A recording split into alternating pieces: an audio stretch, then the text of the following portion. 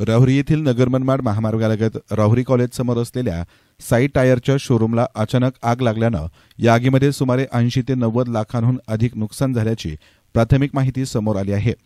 गुरुवारी पहाटेच्या दरम्यान ही घटना घडली असून विजेच्या शॉर्ट सर्किटनं आग लागल्याचा प्राथमिक अंदाज व्यक्त केला जात आहे। साहेबराव गाडे यांच्या साई टायर या शोरूममधून धूर निघत असल्याचे शेजारीत असलेल्या तरुणांना सदर माहिती शोरूमचे मालक गाडे यांना दिली। त्यांनी तात्काळ घटनास्थळी धाव घेतली तर सदर आग विझवण्यासाठी राहुरी, दिवळली प्रवरा, श्रीरामपूर नगरपालिकेच्या अग्निशमन दलास पाचारण करण्यात आलं होतं। तिन्ही अग्निशमन दलानं आग आटोक्यात आणण्याचा प्रयत्न केला, मात्र तब्बल 2 तासांनंतर ही आग आटोक्यात आली। शोरूममध्ये सर्व 4 चाकी वाहनांची टायर असल्याकारणानं आगीनं मोठा भडका घेतला होता। त्यामुळे सदर आगीत लाखो रुपयांचं नुकसान झाल्याची प्राथमिक माहिती समोर आली आहे। सदर घटनेची माहिती कळताच शहरातील अनेक व्यापारी आणि सामाजिक कार्यकर्त्यांनी घटनास्थळी धाव घेतली। दिवळली नगरपालिकेचे माजी नगराध्यक्ष सत्यजित कदम, शिवसेनेचे तालुका प्रमुख देवेंद्र लांबे, उद्योजक सतीश घुले, प्रमोद सुराणा यांसह अनेकांनी या ठिकाणी धाव घेतली।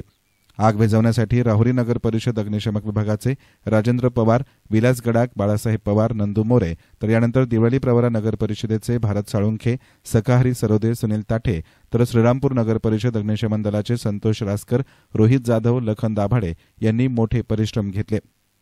ईस्नान मीडियासाठी प्रतिनिधी गोविंद फुनगे, राहुरी।